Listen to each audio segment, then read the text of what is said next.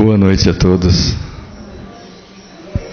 Que bom estarmos juntos para estudarmos as leis de Deus que nos tornam felizes.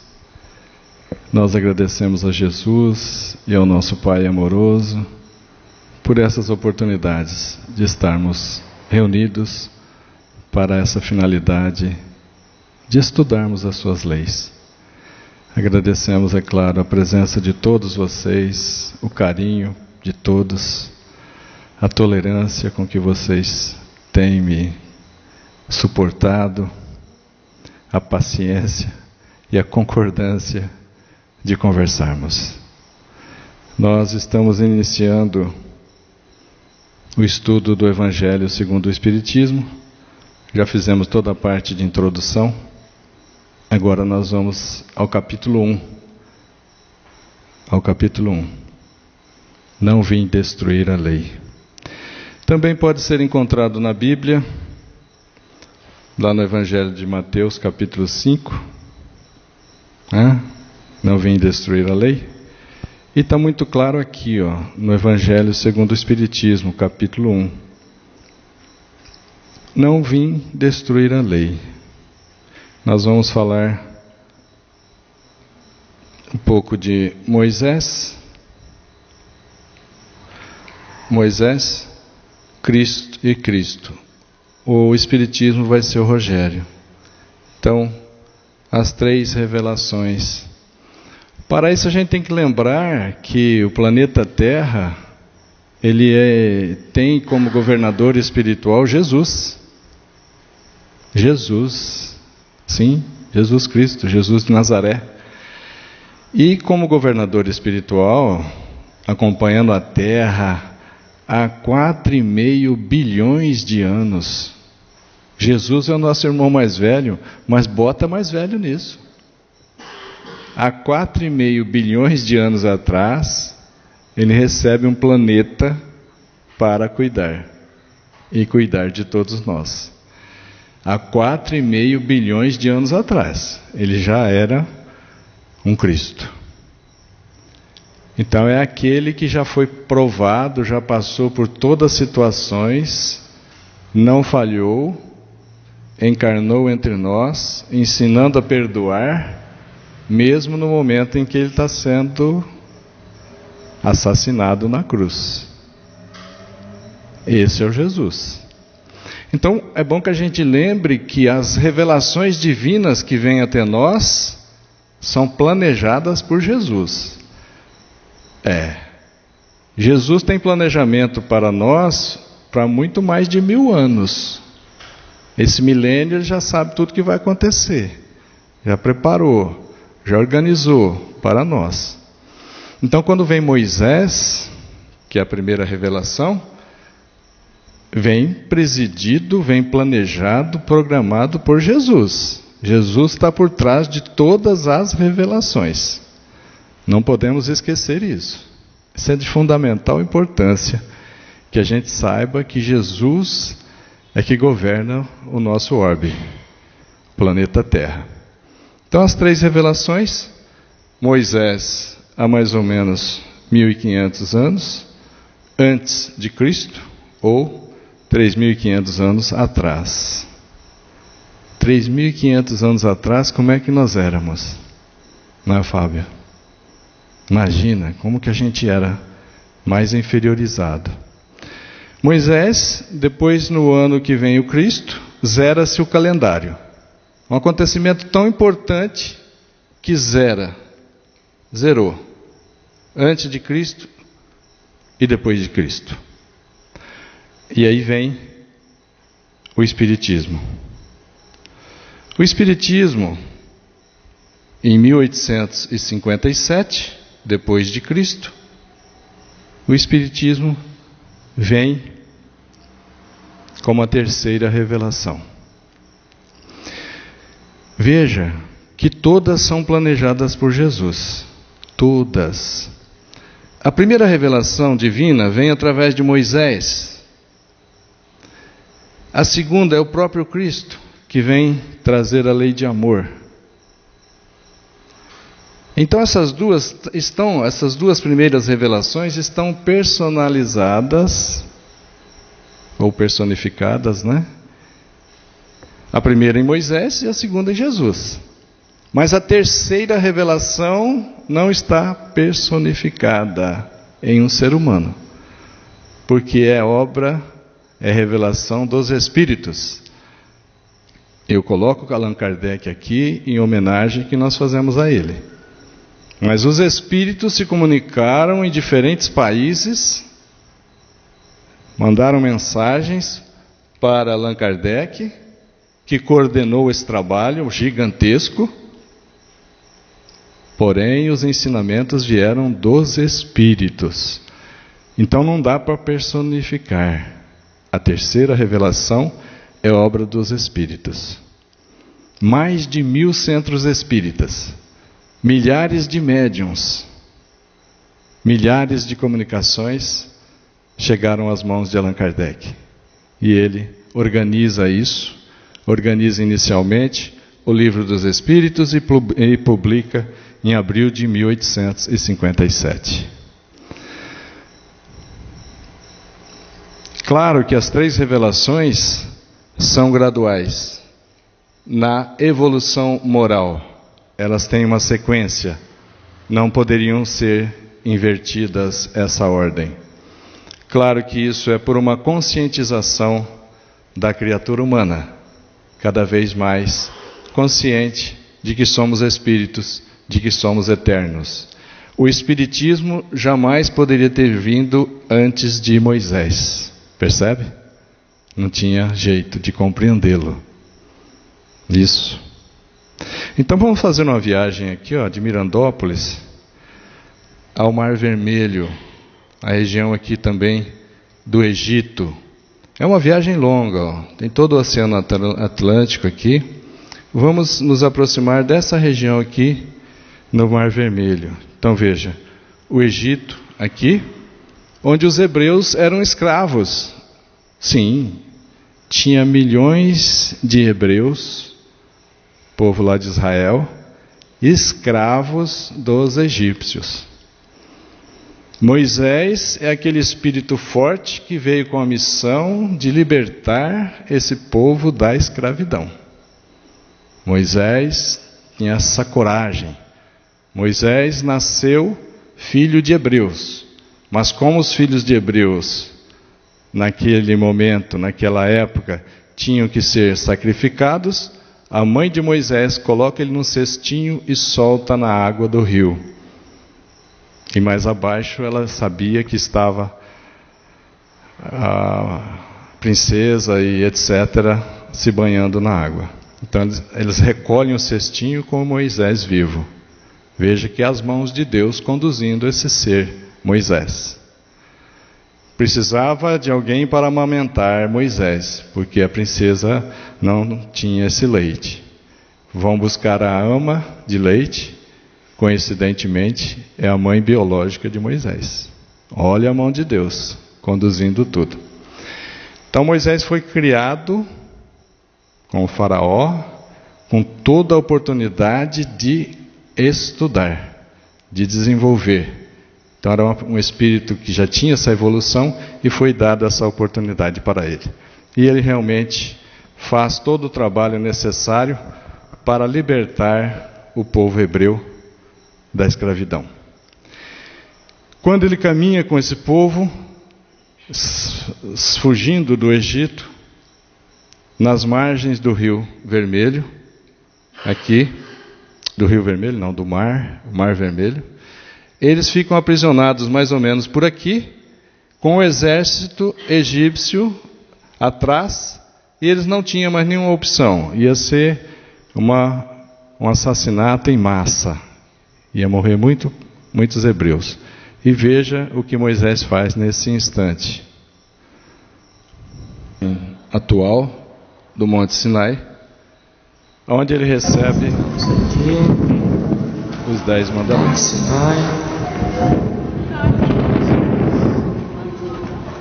É uma região montanhosa, árida, sem vegetação. Esse povo sofreu demais.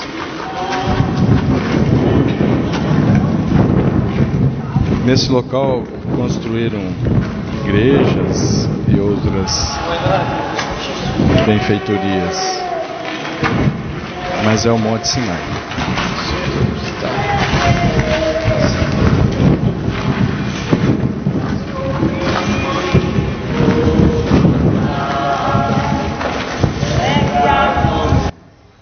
Então vem Moisés, justamente num período em que nós, a humanidade, acreditava em vários deuses. O Deus do trovão, o Deus do sol, o Deus da água, o Deus da lua, e por aí vai. Então Moisés tinha que mostrar efeitos físicos para convencer uma humanidade primitiva, descrente, que acreditava em muitos deuses. Então é um período de transição difícil, passarmos do politeísmo ao monoteísmo. Um Deus só. Monoteísmo. Então Moisés tem essa capacidade, né? Claro que Moisés teve que disciplinar esse povo, caminhando com ele pelo deserto. E Moisés precisou criar leis que ele mesmo fez. Moisés mesmo legislou, criou leis para disciplinar um povo selvagem, primitivo. Então Moisés criou, e o total que está nos livros, né, que são 5 os livros, o Pentateuco, mosaico, desde os livros de Gênesis, Êxodo, Levítico, Números e Deuteronômio. São 5 livros. Então Moisés precisou criar 604 ou 614 mandamentos. 614 mandamentos. Então veja que no meio desses 614 estavam os 10 mandamentos. Estavam os 10 mandamentos. Então, por estudo dos sábios antigos, inclusive Hilel, eles chegam à conclusão que, para ser um justo, não precisava cumprir os 614 mandamentos, bastava cumprir esses 10 aqui, que estava distribuído entre os 614. Eu sou o Senhor teu Deus, que te tirou da casa da servidão, lá do Egito. Não tomarás em vão o meu nome. Lembra-te de santificar o dia de sábado. Honra teu pai e tua mãe. Não matarás. Não cometerás adultério. Não roubarás. Não prestarás falso testemunho. E isso hoje na internet tem bastante, né? Bastante notícia falsa. Não desejarás a mulher do teu próximo. Não desejarás a casa do teu próximo, nem o seu escravo, nem a sua serva, nem o seu jumento, nem nada que lhe pertença. Esses são os 10 mandamentos que vieram de Deus, mas estavam entre os 614. Bem, aqui é interessante, porque na lei de Deus, a lei de Deus é perfeita. A lei de Deus é eterna, imutável. É uma lei universal. O que a gente aprender da lei de Deus vai valer aqui em Mirandópolis e em qualquer ponto do universo infinito. Porque a lei de Deus, Deus é único. Então as leis de Deus que nós aprendermos valerão para a eternidade e em qualquer ponto do universo. Isso é muito bom. Isso é excelente. Né? Porque a lei de Deus é imutável, eterna, universal e divina. Claro que Moisés precisou apoiar-se na autoridade de Deus para dominar esse povo. Então o que Moisés faz? Ele cria lei dos homens, lei civil. Os decretos de Moisés. Aí são leis variáveis, temporárias, para um povo e não para todos os povos. Uma lei supostamente divina, porque foi Moisés que criou. Estão percebendo? Moisés precisava criar leis. E como a gente faz quando a gente não tem autoridade? É muito comum isso. A gente fala assim, o chefe mandou, pode fazer, senão vai dar problema. No ambiente de trabalho, por exemplo, ao chefe que mandou. E às vezes o chefe não está nem sabendo, né? Então, no caso de Deus, Moisés usou da autoridade de Deus para dominar, para trazer disciplina a um povo selvagem e primitivo. Então, o que acontece com isso tudo? Aqui, nós vamos observar o seguinte, que os 10 mandamentos, depois, por estudos mais profundos desses sábios, Hilel e outros sábios da antiguidade, dos 10 mandamentos, eles chegam à conclusão de 2 mandamentos. Bastava seguir 2 mandamentos, que estava se cumprindo os 10 mandamentos da lei de Deus, e, consequentemente, estava se obedecendo os 614 mandamentos, que está na lei de Moisés, distribuído em 5 livros. Primeiro mandamento: amarás, pois, o Senhor teu Deus de todo o teu coração, de toda a tua alma e de toda a tua força. E amarás, não está aqui, mas desculpa, amarás ao próximo como a si mesmo. 2 mandamentos substituiu todos os 614. E se a gente fizer uma pausa agora e lembrar da doutrina espírita, dos ensinamentos de Allan Kardec deixa um lema suficiente para harmonizar infinitas criaturas. Um lema que é a tradução da lei de Deus. Um lema: fora da caridade não há salvação. Um lema substitui os 614 mandamentos da lei de Moisés. Percebe? Como vai sintetizando, como vai resumindo tudo. O amor. Por isso Pedro disse, né? Simão Pedro, o amor anula, neutraliza uma multidão de pecados. Porque tudo que a gente tem que aprender é amar. Amar a Deus sobre todas as coisas, amar ao próximo como a si mesmo.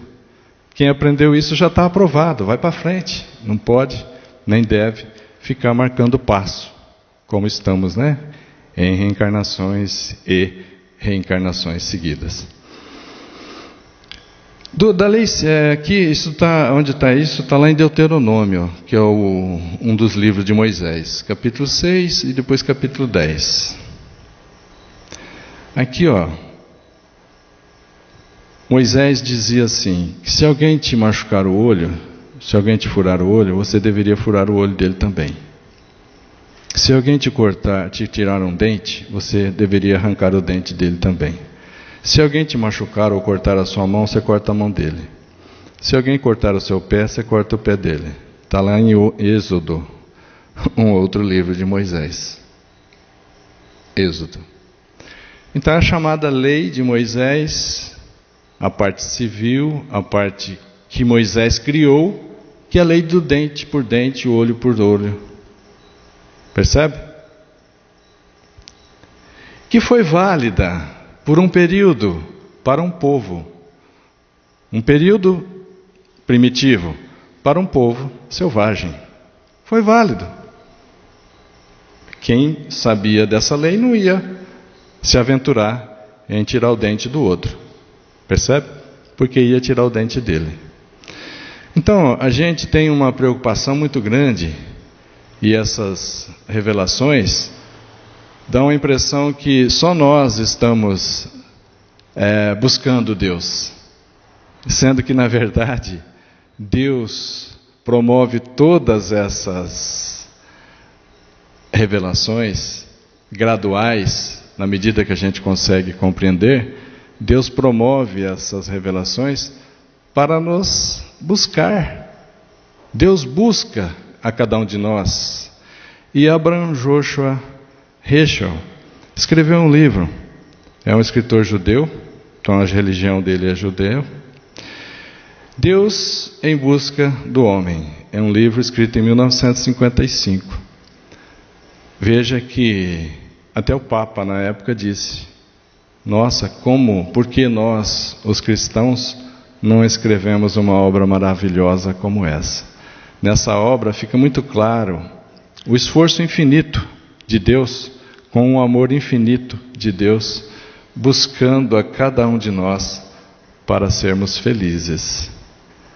Mas a gente acha mais importante ainda as coisas materiais. E também a gente acha mais importante que primeiro nós temos que vingar do Zé, do Mané, para depois querer entrar no reino de Deus. Não entra. É necessário perdoar primeiro, se preparar para entrar no reino de Deus. Então isso fica muito claro. As revelações foram propositadas, graduadas, para que nós pudéssemos compreender e evoluir. Mas tem gente que está parado no tempo até hoje. Não compreendeu a primeira revelação. Por exemplo, quando diz não matarás. Tem muita gente ainda matando, até por pouca coisa. Então veja que nós já passamos da terceira revelação e tem gente na terra que ainda não compreendeu nem a primeira revelação, que é a de Moisés. Bom, mas depois vem Jesus, vem o Cristo. O Cristo é uma palavra. Cristo é adjetivo, não é um nome. As profecias, com mais de 1000 anos, anunciavam a vinda do Cristo. Claro que ninguém sabia o nome com que iria.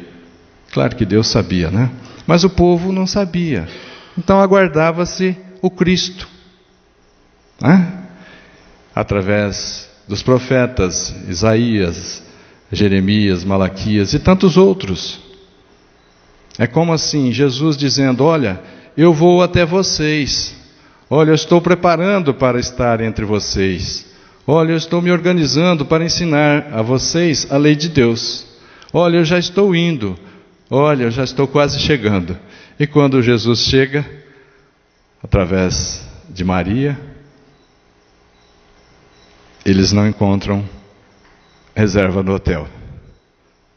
Maria e José têm que se hospedar numa manjedoura.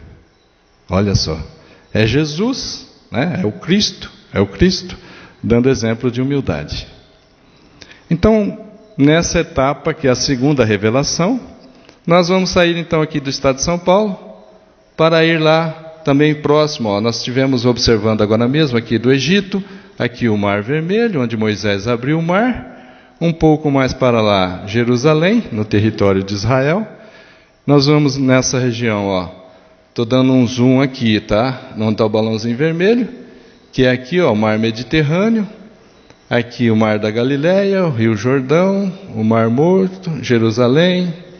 O próximo imagem, mais um aqui, aumentando a região do Mar da Galileia, né? Mar da Galileia, por aqui assim, mais ou menos, Nazaré, onde Jesus foi viver, né? Com José e Maria. Embora ele tenha nascido perto de Jerusalém, nasceu em Belém, mas foi morar em Nazaré. Bem, esse Mar da Galileia, visto agora maior ainda, nós vamos observar aqui na beira, ó, Genezaré, Cafarnaum. Esse é o Mar da Galileia, onde Jesus encontra Pedro, o apóstolo, que depois vira apóstolo, João, o evangelista. Então, Jesus chega nessa região, embora Nazaré fosse mais para cá, ele vem aqui encontrar e requisitar os seus seguidores. Veja que Jesus vem só, ele, e depois encontra aí seus 12 apóstolos. Veja que a ideia é tão profunda, tão forte, é tão verdadeira, que essa ideia passou por esses 2000 anos e está cada vez mais forte, cada vez mais intensa, a humanidade compreendendo que é esse sim o único caminho para ser feliz. A lei de amor, que é a lei de Deus, trazida por Moisés, complementada por Jesus. Então, a terceira revelação, o Cristo, que é ditado para José, que colocasse o nome no menino que ia nascer, de Maria, colocasse o nome dele de Salvador, na língua dos hebreus, Salvador, que é Jesus para nós.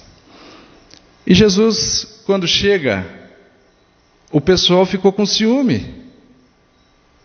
Esse Nazareno de uma fisionomia tão perfeita, de um olhar profundo, claro, calmo, sabe? Uma presença que impõe uma autoridade espontânea. Então, os fariseus, os doutores da lei, ficaram com ciúmes, com inveja, com medo de Jesus tomar o poder deles, esse poderzinho temporário. E Jesus já logo diz para eles: não penseis que vim destruir a lei ou os profetas. A lei de Deus, anunciada por Moisés, ou a lei de Deus através de todos os outros profetas. Não penseis que vim destruir a lei ou os profetas. Não vim destruí-los, mas dar-lhes cumprimento. Venho dar continuidade na lei de Deus. Então são revelações contínuas, que dão aquela continuidade e aquele aprofundamento na lei de Deus. Tinha que ser assim para que a humanidade pudesse compreender claramente a grandeza de Deus, né? Então Jesus realmente vem e faz mais que isso. Ele nos ensina a cumprir a lei de Deus. E mais que isso ainda, Jesus dá o exemplo da vivência da lei de Deus. Jesus dá o exemplo de que é possível viver no mundo de expiações e provas como vivemos e ser feliz. Basta que a gente foque, que a gente dê a atenção para a vida espiritual. Basta que a gente cuide do nosso espírito e não fiquemos perdendo tempo com o corpo físico. Percebe? Então, isso Jesus deixou muito claro, a ponto de ensinar a perdoar enquanto está sendo assassinado na cruz.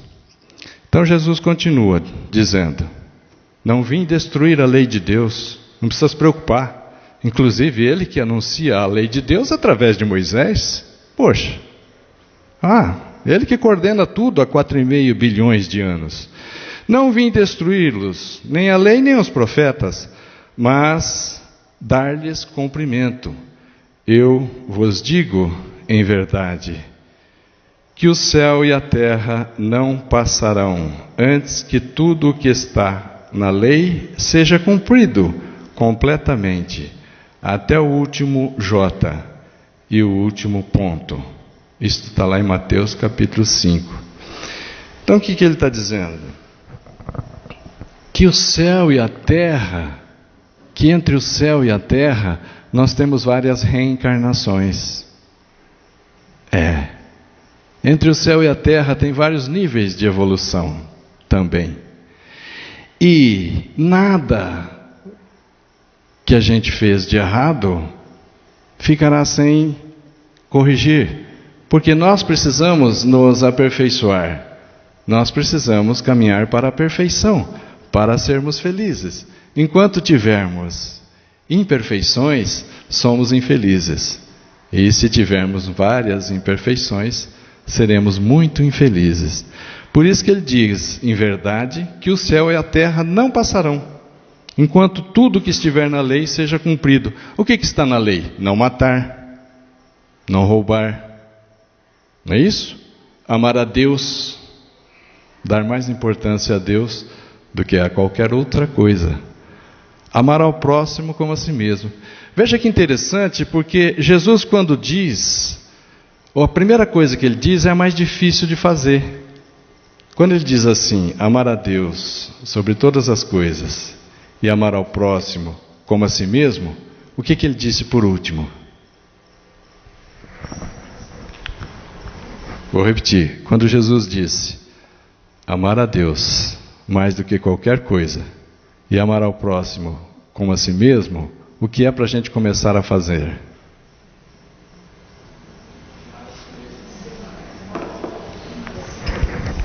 Exatamente, amar a si mesmo. Porque é amando a si mesmo que nós vamos conseguir amar ao próximo. Amar a si mesmo para conseguir amar ao próximo. E depois amar a Deus, que é Espírito. E a gente tem dificuldade em amar as coisas que a gente ainda não está vendo e nem percebendo, por imperfeição momentânea nossa, por imperfeição temporária nossa. Então, quando Jesus diz isso, a última coisa que ele diz é amar a si mesmo, que é o que nós precisamos fazer. Ah, mas parece egoísmo isso? Não, presta atenção.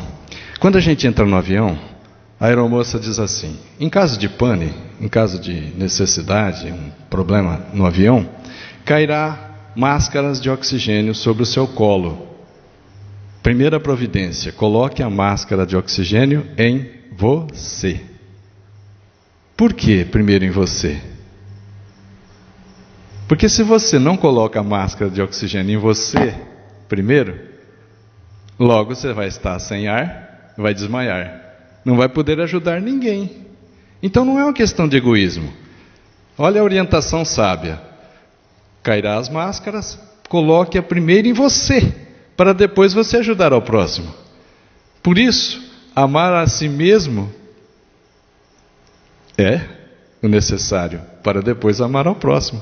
Quem não ama a si mesmo não consegue amar ao próximo, muito menos amar a Deus. Não é isso? Então o que a gente tira dessas observações é que todas elas vieram para nos tornar felizes. Sim, Deus só quer isso de nós. Deus não castiga. Deus não privilegia ninguém também. A lei é justa.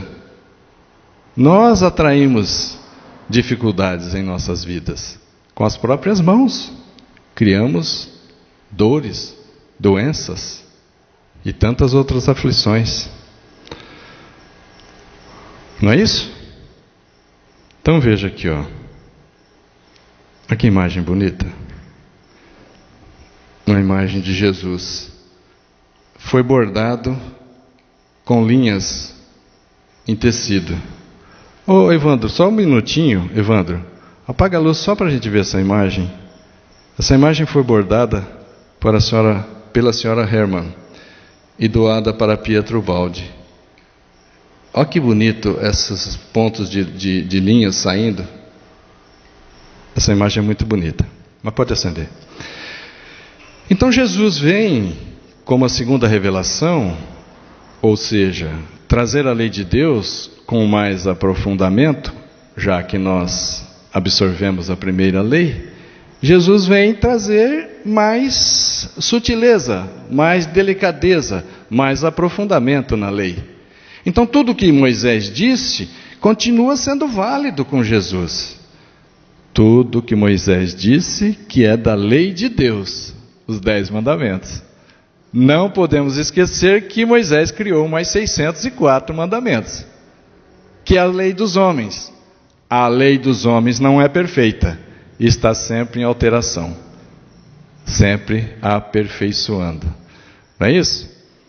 Então aqui, ó, nós vamos observar o seguinte: Cristo cumpriu a lei de Deus, os 10 mandamentos. Desenvolveu a lei de Deus, deu-lhe o verdadeiro sentido, adaptou a lei de Deus ao grau de entendimento nosso, dos seres humanos daquela época. Então ele cumpriu a lei de Deus. Ele disse: não vim destruir a lei de Deus, mas modificou a lei de Moisés. Precisava modificar a lei de Moisés. Por exemplo, a lei de Moisés, quando uma mulher era pega em adultério, ela tinha que ser apedrejada pela lei de Moisés até a morte. Isso é um absurdo. Percebe? E aí tem os julgamentos falsos, tem os falsos testemunhos, que as pessoas simplesmente elegiam alguém que não gostasse e faziam um flagrante para apedrejar aquela mulher. Então, estava errado. Jesus modificou a lei de Moisés? Sim, na parte que é civil, na parte que foi criada pelos homens, por Moisés, para disciplinar um povo selvagem. Perceberam a diferença? Jesus não destruiu a lei de Deus. Ele modificou, corrigiu, aperfeiçoou a lei de Moisés. Isso precisava. Por exemplo, ele modificou na forma e na substância. Aqui, por exemplo, combateu o abuso das práticas exteriores. Sabe aquelas práticas exteriores que a pessoa aparenta orar nas esquinas, aparenta a bondade, mas não é uma pessoa bondosa? Ajoelha para rezar, faz isso e aquilo, são atos exteriores. Então Jesus combateu isso. Disse aos fariseus: vós sois como túmulos caiados, túmulos pintados por fora, mas cheio da podridão interna. Então a aparência do bem, porém os fariseus eram maldosos, cruéis e mentirosos, né? Então Jesus combateu o abuso das práticas exteriores e as falsas interpretações da lei de Deus. Falsas interpretações que os próprios fariseus, os doutores da lei, os sacerdotes, os levitas fizeram, adulterando a lei de Deus em benefício próprio, para dominar o povo. Então isso Jesus mudou, sim, né? Então nós podemos ver aqui, que o Cristo cumpriu a lei de Deus, por exemplo, e acrescentou mais as bem-aventuranças, né? Por exemplo, no Sermão da Montanha, quando Jesus diz: bem-aventurados os pobres de espírito, porque é deles o reino de Deus. Bem-aventurados os misericordiosos, porque eles alcançarão misericórdia.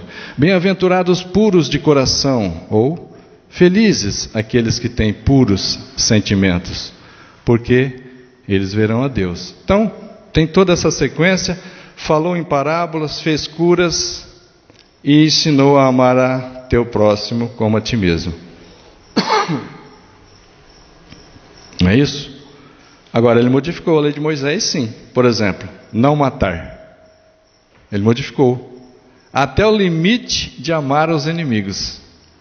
Jesus disse: aprendestes o que foi dito, né? Que poderia matar o inimigo, se desentender com o inimigo. Eu vos digo, amai aos vossos inimigos. Jesus disse: amai os vossos inimigos. Fazei o bem àqueles que vos odeiam. E orai por aqueles que vos perseguem e caluniam. Então veja que Jesus desenvolveu muito mais a lei de Moisés, muito mais profundamente.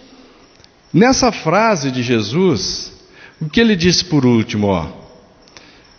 Amai os inimigos, fazei o bem àqueles que vos odeiam, e orai por aqueles que vos perseguem e caluniam. O que ele disse por último? Orai por aqueles que vos perseguem e vos caluniam. O que ele dizia por último era mais fácil de fazer. Então a gente orar por aqueles que nos perseguem, por aqueles que nos caluniam, é mais fácil. Se depois a gente se esforçar, nós vamos conseguir fazer o bem àqueles que nos odeiam. Até o ponto em que nós, nessa escalada de purificação, vamos conseguir amar aos inimigos. Jesus mostrou isso. Não foi? Até mesmo na cruz. Então, é uma sequência que a gente pode mostrar que Jesus fez modificações e aprofundou a lei de Moisés. Do não matar até o limite de amar aos inimigos. Do não cometer adultério não só no sentido conjugal, não cometer adultério também, não adulterando alimentos, colocando água com açúcar no mel. Isso é uma adulteração, isso é um adultério. Não adulterar remédios, não adulterar combustível, não adulterar a Bíblia como foi adulterada, não adulterar resultados de eleições, é adultério, concordam? Então não cometerás adultério. Jesus ensinou tanto isso que ainda disse: não cometerás adultério até mesmo em pensamento. E no Evangelho segundo o Espiritismo está muito claro lá. Adultério por pensamento. Ou seja, quando a gente pensa em colocar água com açúcar para vender como mel, esse pensar já é um adultério. Quando a gente pensa em colocar água no combustível, só de pensar você já errou em pensamento. Está percebendo isso? Quando você pensa, planeja em adulterar remédios, já cometeu. Já está emitindo pensamento inferior. Já está mostrando, comprovando que somos infelizes, somos imperfeitos. É isso que ele deixa muito claro.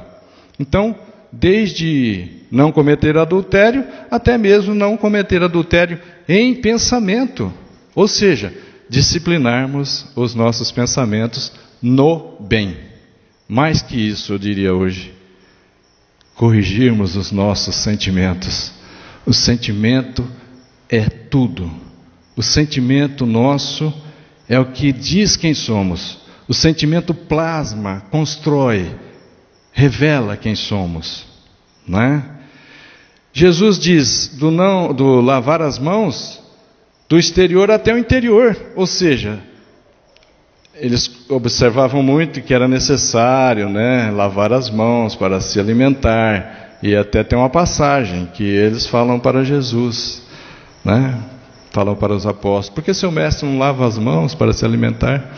Jesus fez propositadamente para mostrar para eles que é importante a higiene, lavar as mãos, cuidar da parte exterior é importante, mas muito mais importante é cuidar da parte interior, dos sentimentos.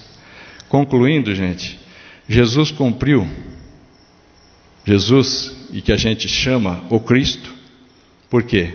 Porque até hoje tem povo que ainda não admitiu que esse jovem nazareno, Jesus, eles ainda não acham que esse é o Cristo e esperam o Cristo até hoje. Entendeu? Então, quando eu digo Jesus, o Cristo, é porque nós admitimos que Ele, filho de Maria, é o Cristo esperado. Ele cumpriu as profecias.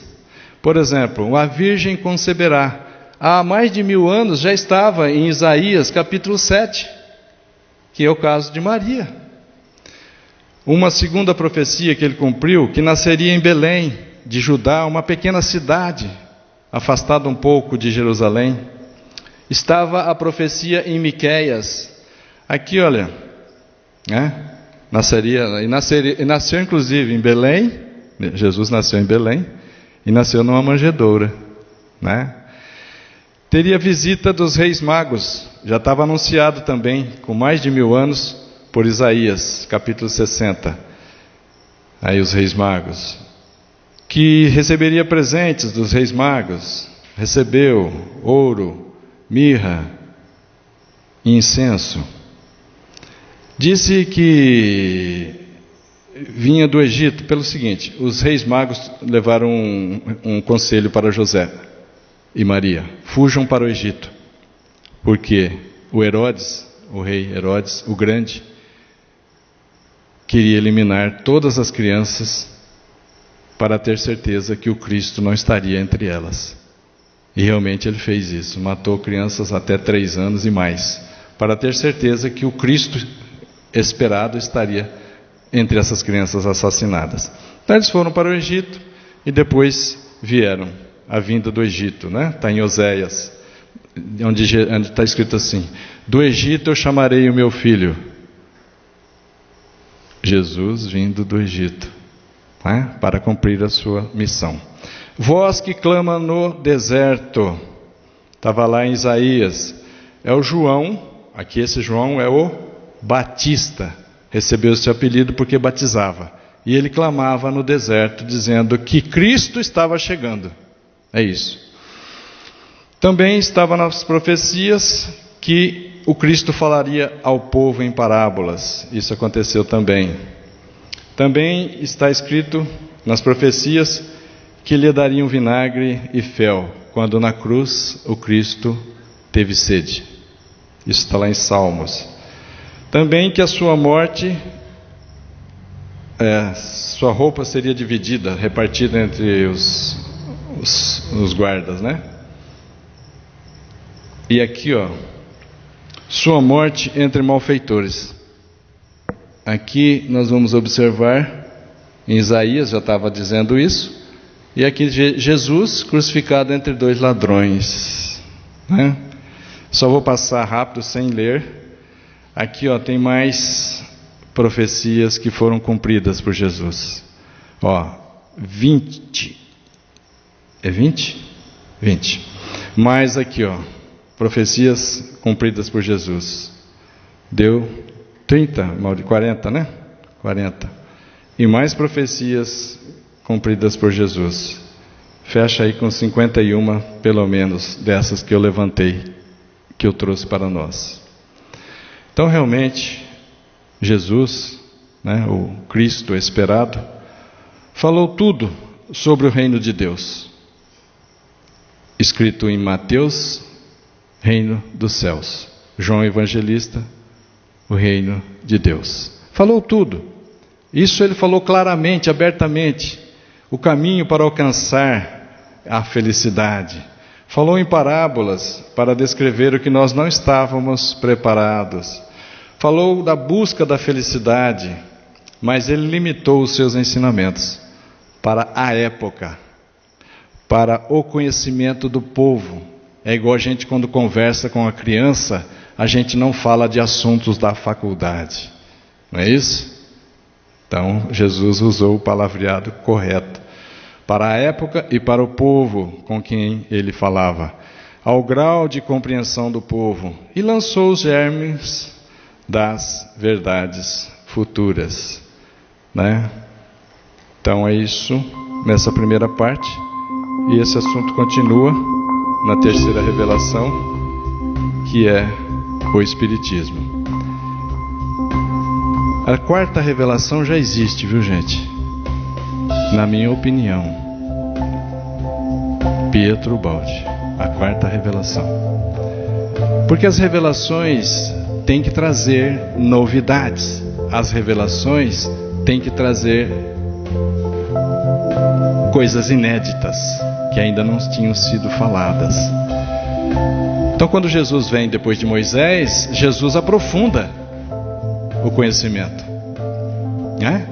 Dizendo que além de não matar, você tem que amar ao inimigo. E na terceira revelação, que é o Espiritismo, vem mostrando claramente a relação entre o mundo corporal e o mundo espiritual, mostrando que existe o mundo espiritual. Cristo falou bastante sobre isso, mas o Espiritismo fala de forma muito aberta. Então é a terceira revelação. E a quarta revelação é uma continuação do Espiritismo, na minha opinião, não se perturbe com isso. A quarta revelação é obra de Pietro Baldi, também planejada, presidida, organizada por Jesus. A quarta revelação.